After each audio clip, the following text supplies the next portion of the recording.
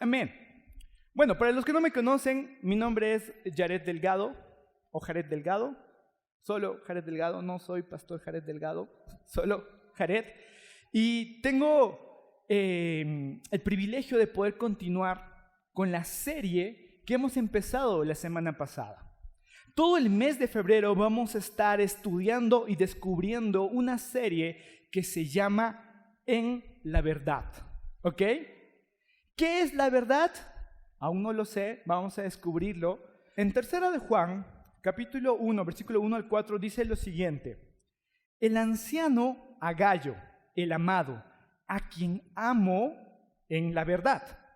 Amado, yo deseo que tú seas prosperado en todas las cosas y que tengas salud, así como prospera tu alma. Pues mucho me regocijé cuando vinieron los hermanos y dieron testimonio de tu verdad, de cómo andas en la verdad. No tengo yo mayor gozo que que oír que mis hijos anden en la verdad. Interesante. Cuando tú empiezas a leer todos los libros, todas las cartas que escribió Juan escribió 4 libros que están en la Biblia, escribió el Evangelio de Juan, escribió 1, 2 y 3 de Juan, son 4 libros, y tú te vas a dar cuenta que él tiene ciertos términos que repite constantemente. Él habla sobre el amor, él habla sobre la luz, él habla sobre la verdad.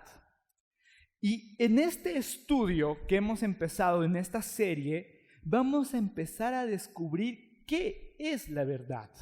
¿Por qué? Porque acá Juan le está diciendo a Gayo que todo su ser tiene que prosperar porque él está en la verdad. Él está afirmado en la verdad.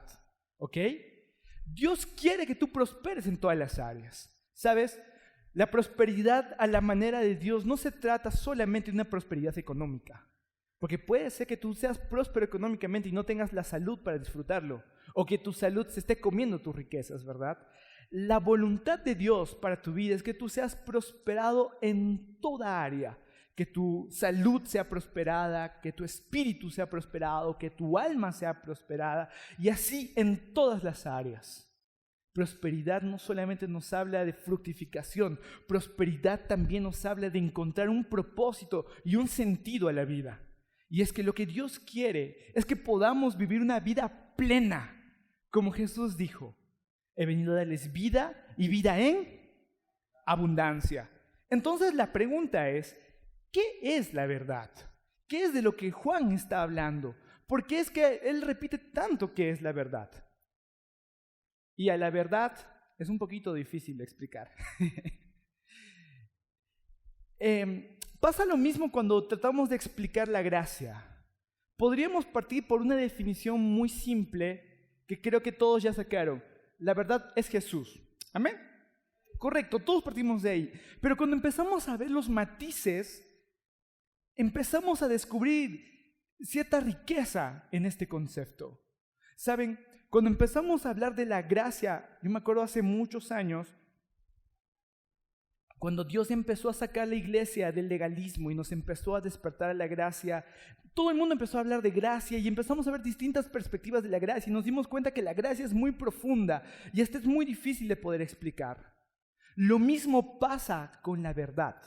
Así que vamos a empezar definiendo que la verdad no es lo mismo que la gracia, pero la verdad y la gracia fueron reveladas por Jesús.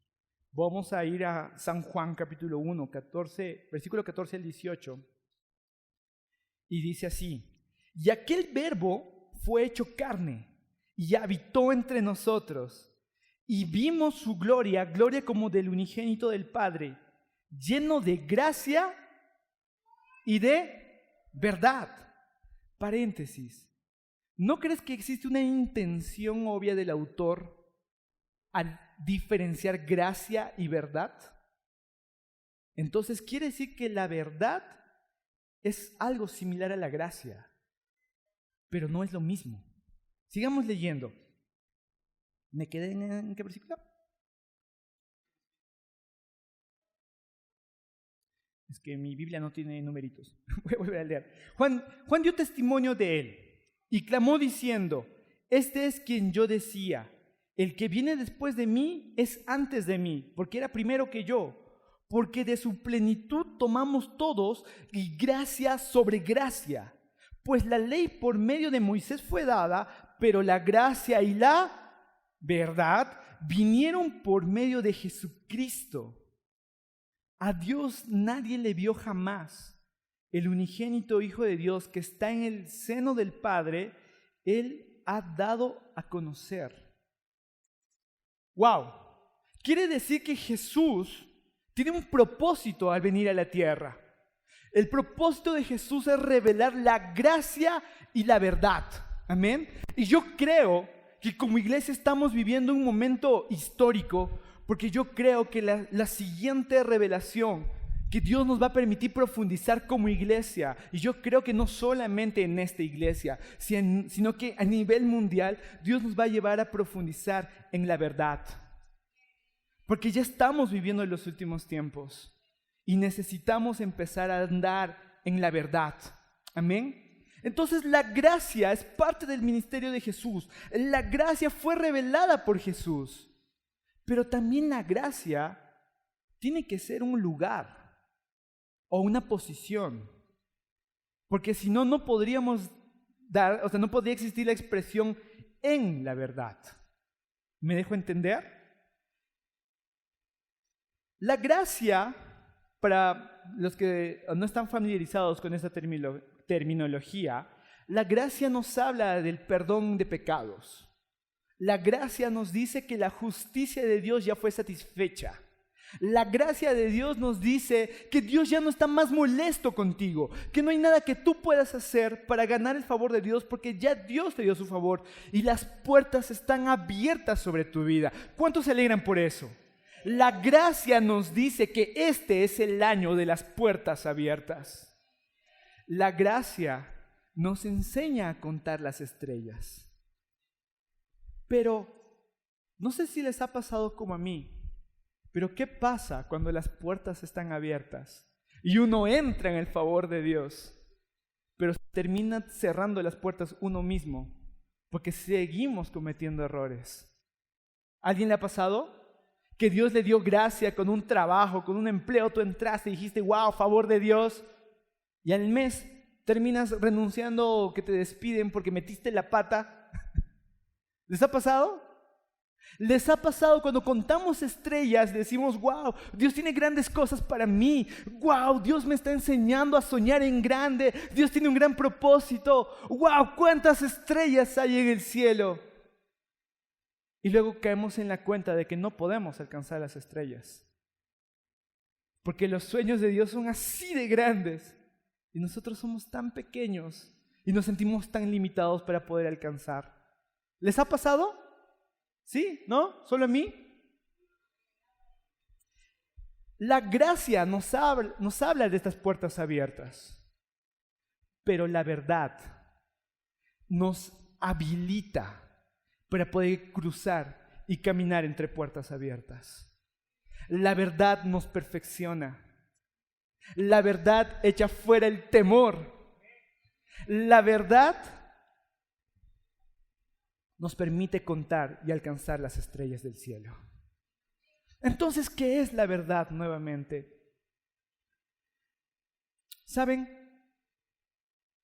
Veíamos el domingo pasado, los que vinieron, un pastor mencionaba que en el tiempo en que Juan escribe estas cartas existe un movimiento que empezó a sacudir la iglesia, un movimiento gnóstico, que decía que Jesús no era Dios.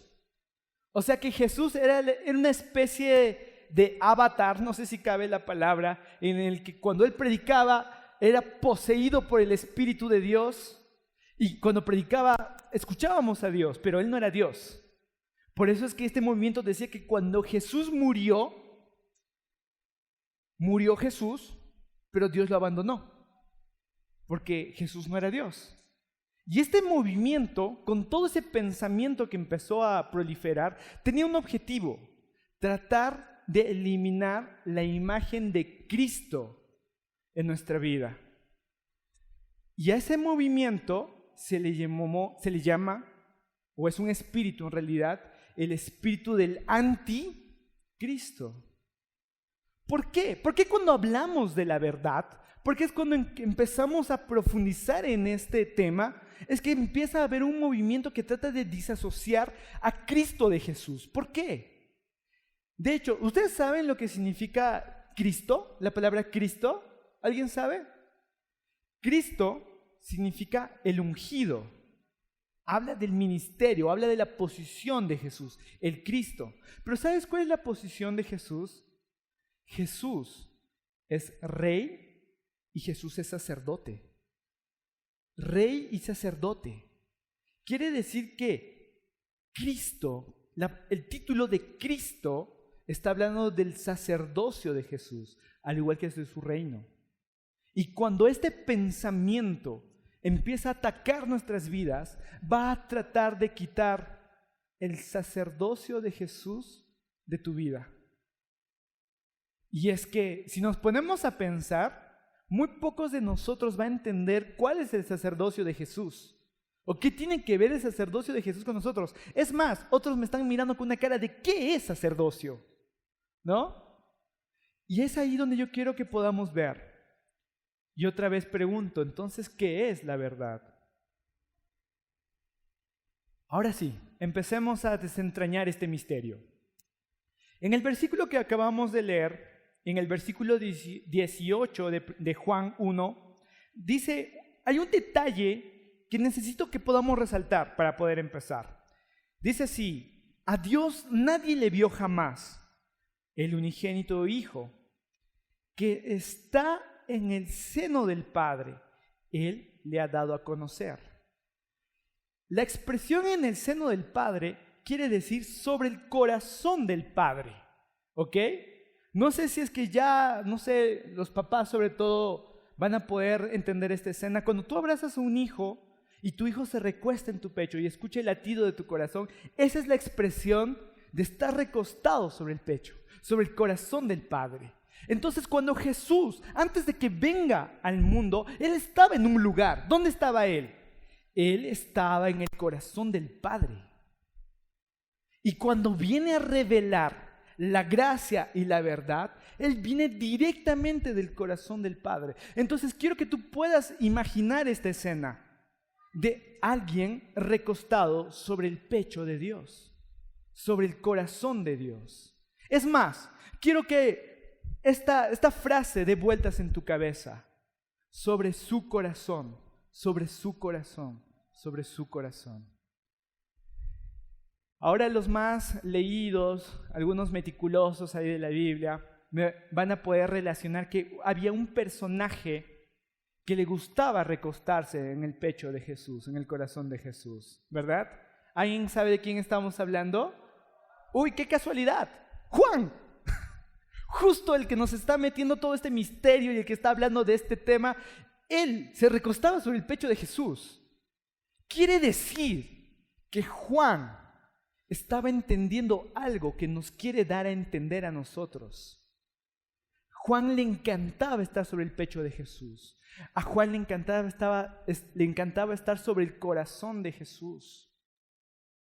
Por eso es que Juan se percibía de una forma especial. ¿Cómo se percibía?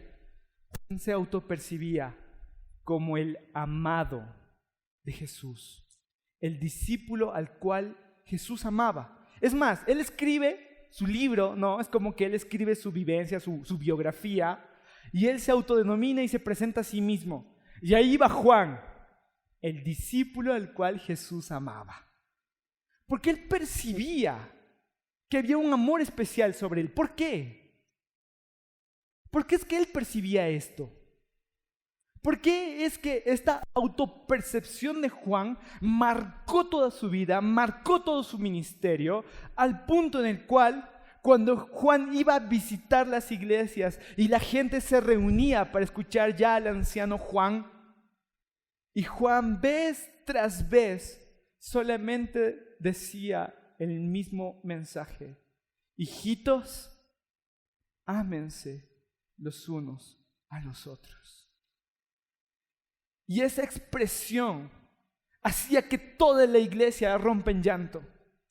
Y solamente esa expresión hacía que la gente se quiebre y empiece a llorar y a ser llena del Espíritu Santo y a ser llena de Dios. ¿Por qué? ¿Qué tiene que ver la posición de Juan? ¿Y qué tiene que ver la percepción de ser hijo amado? Nuevamente la misma imagen, sobre su corazón. Saben, en el Antiguo Testamento hay una expresión similar.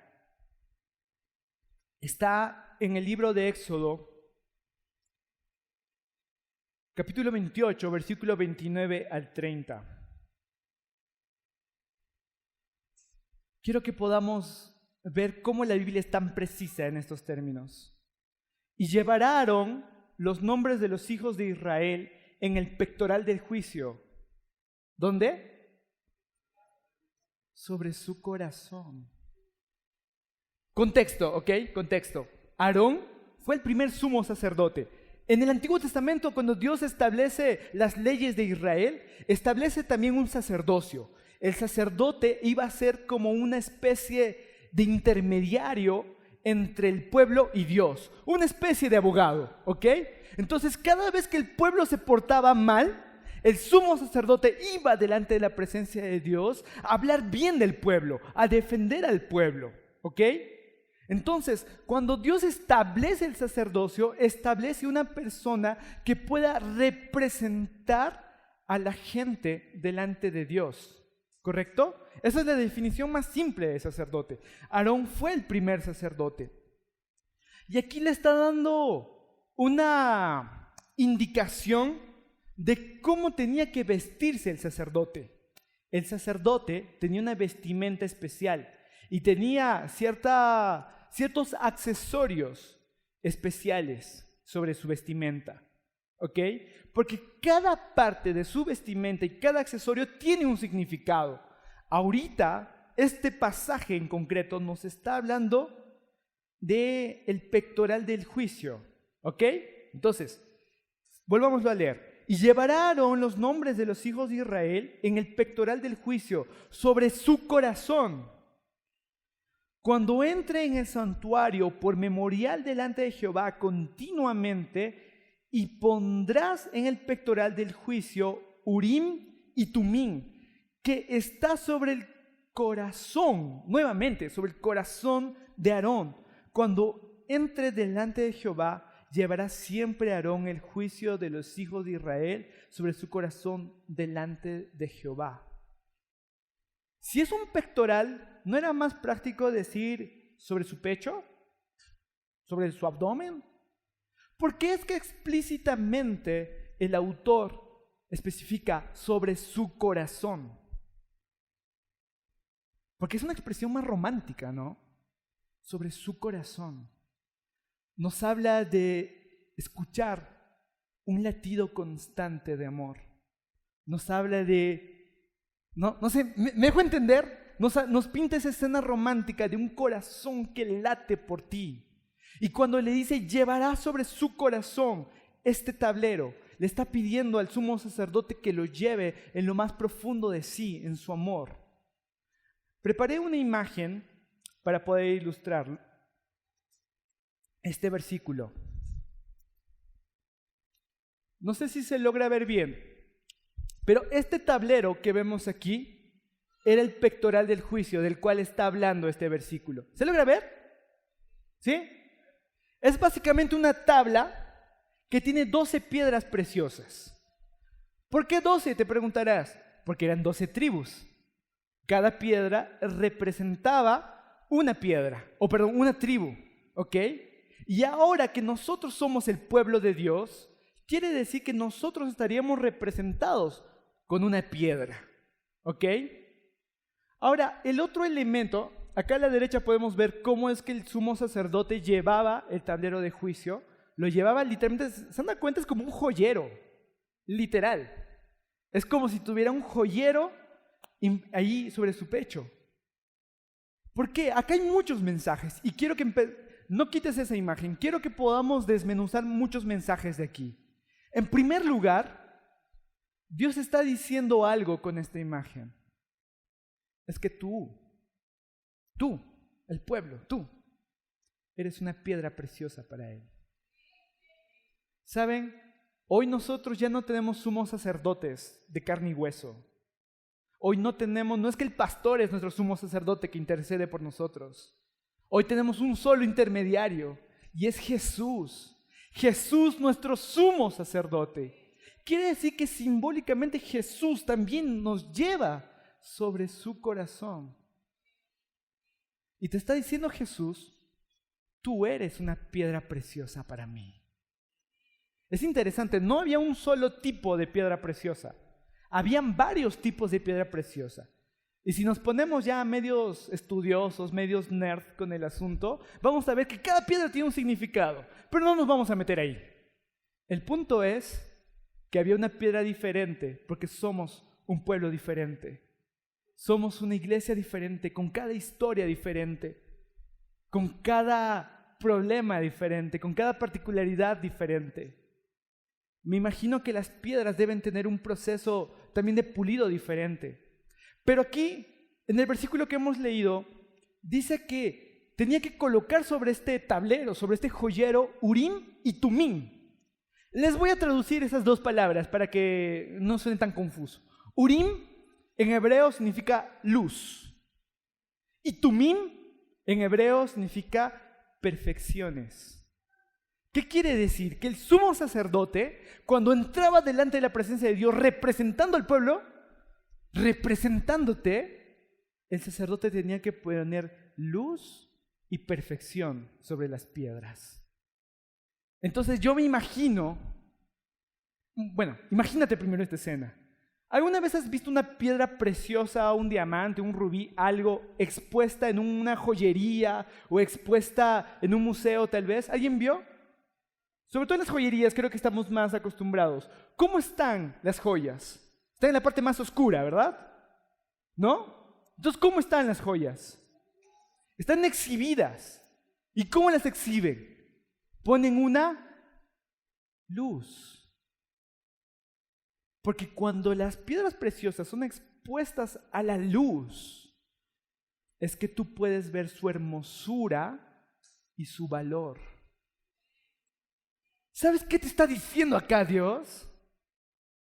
Si Jesús es tu sumo sacerdote, Él quiere exponerte a la luz.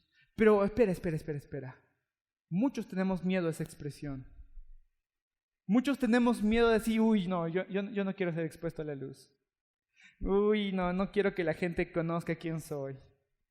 No, la luz de la cual Jesús nos habla no es una luz que te expone para decir, mira sus defectos, así había sido. No es esa luz. Él era la luz y la luz era la vida de los hombres. ¿Saben? La luz de Jesús es una luz que resalta lo hermoso que tú eres. Cuando tú no puedes ver tu hermosura, Él resalta tu propia hermosura. ¿Se acuerdan la escena de la mujer que fue capturada en adulterio? ¿Verdad? Es llevada delante de Jesús. Supuestamente fue expuesta. Y Jesús dice, perdón, quiero que veas la intención de la gente. La gente quería exponer a esta mujer, ¿ok? Quería avergonzarla. Esa era la luz con la cual ellos juzgaban. Pero lo llevaron delante de Jesús. Y Jesús les dice, ok, quien esté libre de pecado que tire la primera piedra. Y la gente se empezó a ir porque no había nadie que podía juzgar a esta mujer. Todos veían tal vez lo inservible que podía ser, o tal vez podían emitir un juicio sobre esta persona, pero solamente la única persona en esa escena que podía juzgarlo, no lo hizo porque veía valor en ella. La gente se va, Jesús le dice a la mujer, nadie te juzga, yo tampoco, ve, no peques más. ¿Y sabes qué es lo que Jesús dice después? Préstame atención porque esta parte la mayoría no lo lee. Inmediatamente después de que Jesús le dice, ve y no peques más, yo no te juzgo, Jesús se para y dice, yo soy la luz del mundo. Porque esa es la luz de Dios para nosotros. No es una luz que va a resaltar tu pecado. No es una luz que va a resaltar lo herido que tú estás. Es una luz que te va a perfeccionar, que va a resaltar tu belleza, que va a resaltar tu valor. Porque muchas veces ni siquiera tú entiendes lo precioso que eres. Ni siquiera tú entiendes el valor que tú tienes. Pero gloria a Dios que tenemos un sumo sacerdote que sí entiende tu valor. Y el otro elemento era el tumín, perfecciones. ¿Qué quiere decir? Una piedra preciosa, para ser una piedra preciosa, necesita ser pulida, necesita ser cortada. Las piedras tienen un corte perfecto para que puedan difuminar la luz en todos los sentidos. Y mientras más luz puede difuminar o refractar en realidad, es más valioso aún. Entonces quiere decir que el sumo sacerdote tenía que pulir constantemente el valor de estas piedras. ¿Sabes? Jesús, como sumo sacerdote tuyo, no está interesado en exponer tus pecados. Si es que hay alguien que viene por primera vez a este lugar y se ha preguntado qué tengo que hacer para poder ser parte de ustedes, qué tengo que hacer para conocer a Dios, no tienes que hacer nada. ¿No tengo que dejar de pecar? No. Tu pecado no es un problema para Él. Ella pagó el precio. Entonces tengo que tener una mejor actitud. Voy a ser mejor. No. No necesitas mejorar. Solo necesitas echarte en su pecho. Él te va a pulir. Él te va a perfeccionar. Él va a poner su luz sobre ti. ¿Están entendiendo esto? Creo que no, porque no se están emocionando. ¿Saben? Es interesante que el pectoral se llamaba el pectoral del juicio. Es interesante. Si es que nosotros vemos una perspectiva de que, o sea, que el sumo sacerdote tenía que llevar el juicio delante de Dios, es porque no estamos viendo el panorama completo. Jesús vino a revelar la gracia y la verdad. La gracia satisface todo juicio de Dios. Por eso cuando te digo que no necesitas dejar de pecar o no necesitas mejorar, ser mejor por tus propias fuerzas, es porque toda justicia ya fue satisfecha en Él. Es porque hay gracia sobre tu vida. Pero ahora lo que Dios quiere es que tú aprendas a reposar en la verdad. Entonces la verdad es Jesús. La verdad también es un lugar. La verdad es reposar sobre el pecho de tu sumo sacerdote, sobre su corazón. Esa es la verdad. ¿Saben? Juan obviamente entendía todo esto. Él era judío. Entendía mejor que nosotros esto del tablero. Entendía mucho mejor de las piedras preciosas. Juan entendió que Jesús era su sumo sacerdote. Y Juan entendió que él era una piedra preciosa en el corazón de Jesús. Pero la pregunta es, ¿tú lo entiendes? ¿Tú entiendes lo precioso que eres para Dios? ¿Tú entiendes cuánto Dios te ama? Reposa sobre su corazón. ¿Saben? Estuve meditando mucho sobre esto y muchas veces yo me siento tan descalificado. Cuando asimilé la gracia, como les conté, entendí que Dios quería hacer grandes cosas conmigo. Pero por mis fuerzas yo soy descalificado. Cometí muchos errores, la fregué muchas veces Y en un cierto punto viví una temporada de mi vida en la cual yo me sentía desechado. Sentí que ya no había más valor en mí o que había perdido la oportunidad de mi vida. Y en eso llegó mi sumo sacerdote. Y cuando yo no veía valor en mí, Él encontró valor en mí. Me sacó de no sé dónde, porque somos un tesoro escondido, un tesoro que Él busca. Me encontró y me dijo, vamos, escribamos la historia. Vamos, hay gloria para ti. Y yo le decía, no, eso ya no es para mí. Estoy bien así, tengo todo, tengo estabilidad. ¿Qué más quiero? Y Jesús me decía, no naciste para eso. Naciste para mucho más. Naciste para cambiar el rumbo de la historia. Yo le decía a Dios, ¿cómo? Ni siquiera quiero ser pastor. Por eso les dije, soy Jared, no soy pastor. Y Dios me dijo, así como tú eres, te quiero utilizar. Porque yo encuentro valor en ti. Estamos viviendo, por favor escucha esto, estamos viviendo un momento histórico para nuestra ciudad, para nuestra iglesia. Dios va a hacer grandes cosas con esta ciudad. Dios va a hacer grandes cosas con esta iglesia. Mientras yo armaba este bosquejo, le escribía a Pastor Jarocho y le decía todas las conclusiones a las cuales llegaba y le decía, no sabes lo privilegiado que me siento de poder ser parte de esto, ser parte de esta revolución. La revolución de amor.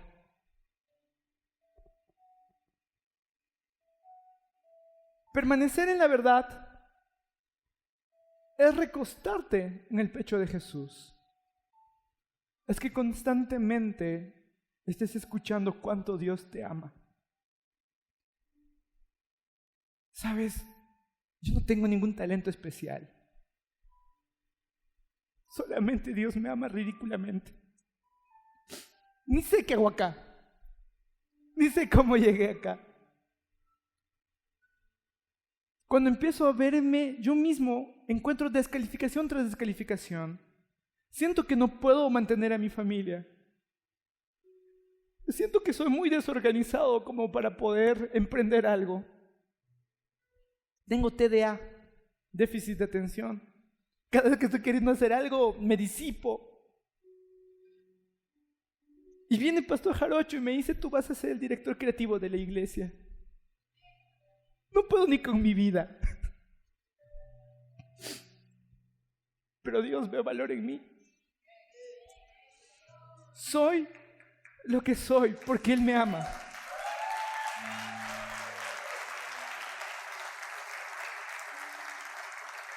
Y el punto por el cual digo esto no es porque quiero conmoverte. Es porque tú no sabes el potencial que hay dentro de ti. Pero Él sí. Dios no quiere levantar una iglesia de superestrellas, donde está el pastor o el predicador superstar que habla genial. No. Dios está levantando un pueblo de reyes y sacerdotes como Él, donde cada uno es una piedra preciosa en la edificación de la iglesia.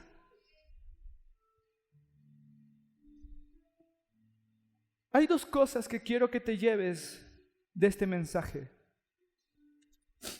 El primero es que necesitas reposar en la verdad y no salgas de ahí. Cuando venga el enemigo y te diga que eres un inútil, un pecador, un maldito desechado, alguien roto, que no tiene futuro, solamente dile, Dios me ama, y punto. Yo soy el hijo amado de Dios. Él ya está complacido conmigo. Cuando tú empiezas a entender esto, ¿por qué la Biblia dice que la verdad les hará libres? Es porque muchas veces, no muchas veces, todo el tiempo, estamos presos de miedo. Muchas de las malas decisiones que tú has tomado ha sido porque tuviste miedo. Miedo a ser rechazado, miedo a no encajar, miedo a que te despidan, miedo a no tener que comer a fin de mes. Pero cuando tú entiendes que eres la piedra preciosa de Dios y que Él tiene cuidado de ti, que Él te ama, el verdadero amor echa fuera todo miedo. ¿Saben? Cada vez tengo menos miedo. Y eso me permite ser más genuino. Mis líderes saben cómo soy. Mis líderes pueden enumerar mis defectos. Y hasta yo considero que ellos son mucho mejores que yo en muchos aspectos. Pero si es que hay algo que Dios está haciendo conmigo, es solamente Él. Es solamente su favor, es solamente su verdad. Quiero que permanezcas dentro del sacerdocio de Jesús. Y quiero leer este último versículo antes de que podamos orar. Juan 15, versículo 7 al 17. Una de las últimas cosas que Jesús dice antes de ser entregado. Si permanecen en mí y mis palabras permanecen en vosotros, pedid todo lo que queráis y os será hecho. En esto es glorificado mi Padre, en que lleve mucho fruto y seáis así mis discípulos, como el Padre me ha amado. Date cuenta que aquí Jesús está hablando como empezó este libro, que Él estaba en el corazón del Padre. Jesús te está describiendo como yo estuve en el corazón de Dios. Permanece tú también en mí. Jesús te está diciendo en esta mañana, permanece en mi amor, permanece en mi doctrina, permanece en mi mandamiento. Así como yo permanezco en el Padre, así también yo os he amado. Permaneced en mi amor. Si guardareis mis mandamientos, permanecéis en mi amor, así como yo os he guardado los mandamientos de mi Padre y pertenezco a su amor. ¿Mandamientos? ¿No que no teníamos que hacer nada? Estas cosas os he hablado para que mi gozo esté en vosotros y vuestro gozo sea cumplido. Este es mi mandamiento, que os améis unos a otros como yo los he amado. No como tú te amas a ti mismo, como Jesús te ama. Y Él permanece en el corazón del Padre. Tú permaneces en el corazón de Jesús.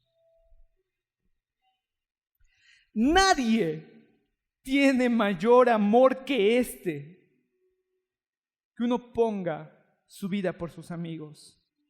Vosotros sois mis amigos, y si hacéis lo que yo os mando, ya no os llamaré más siervos, porque el siervo no sabe lo que hace su Señor, pero os he llamado amigos, porque todas las cosas que oí de mi Padre os he dado a conocer. No me elegisteis vosotros a mí, sino que yo os elegí a vosotros y os he puesto para que llevéis mucho fruto y vuestro fruto permanezca, para que todo lo que pidiereis al Padre en mi nombre, Él os dé. Esto os mando: ámense los unos a los otros. ¿Saben?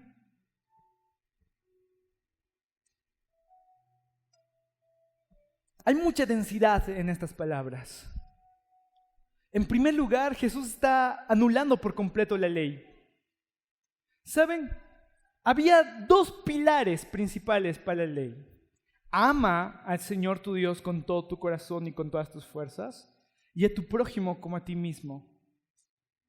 Solo que es imposible cumplir la ley. Nadie puede amar a Dios con todo su corazón. mucho menos a su prójimo como a sí mismo. Y Jesús da un nuevo mandamiento. Amen como yo, Jesús, no como tú, como yo los he amado. Y yo he decidido dar mi vida por mis amigos. Eso es maravilloso.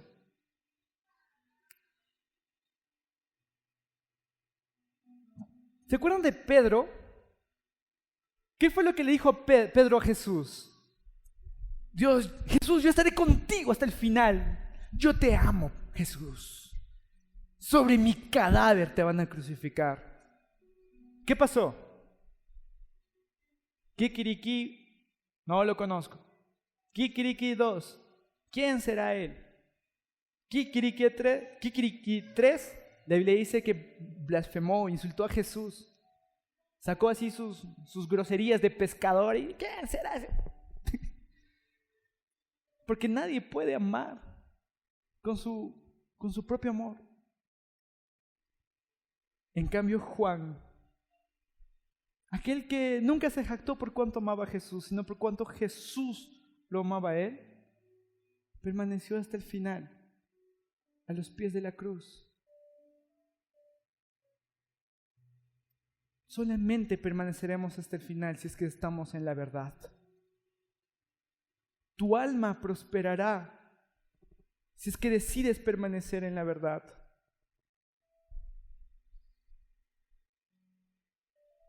Quiero que te puedas poner de pie en esta mañana. Lo primero que te había pedido es que tú puedas meditar en esto. Permanece en el sacerdocio de Jesús. Cierra tus ojos. Cierra tus ojos. Y quiero que puedas escuchar la voz del Espíritu Santo en esta mañana que te dice: tú no me escogiste. Yo te elegí. Yo te busqué de donde estabas. Yo vi el valor que había en ti. Y he decidido llevarte sobre mi corazón. Colocar luz y perfeccionarte en el proceso. Soy tu sumo sacerdote. Soy tu pastor. Permanece en ese lugar. Permanece en ese lugar. Entiende que Él te escogió.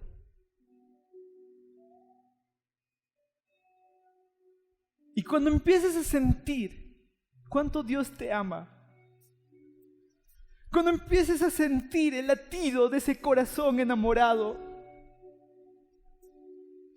de ese latir insaciante que Jesús te dice: yo he muerto por ti, mi corazón se detuvo por ti, pero también volvió a latir por ti, porque no hay mayor amor que este.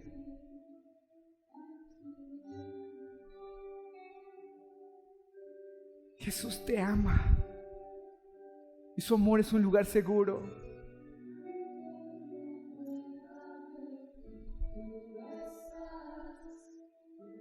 Él está aquí.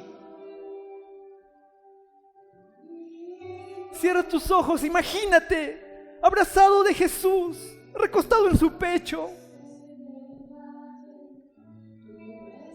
Imagina el latido de su corazón, en un ritmo insaciante de amor por ti, diciéndote: eres precioso, eres perfecto a mis ojos. No necesitas camuflarte más, no necesitas esconderte más, no necesitas las máscaras que has levantado. Yo voy a perfeccionarte y la gente verá lo hermoso que tú eres. Eres una joya en mi pecho, una joya escogida. Ya no temas, estás en mi mano y nada te apartará de mí.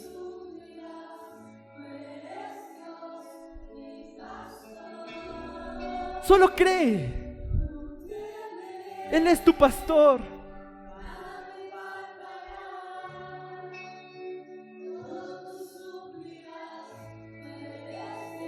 hasta que el amor desaparezca. Solo enfócate en eso. Cierra tus ojos, que nada te distraiga. No hables con nadie en este momento. Solo escucha su latido, escucha sus palabras, hasta que el miedo desaparezca, hasta que las ansiedades por no pagar las cuentas desaparezcan, hasta que el miedo por la enfermedad desaparezca, hasta que la desaprobación desaparezca. Solo escucha su voz. Esa es la verdad.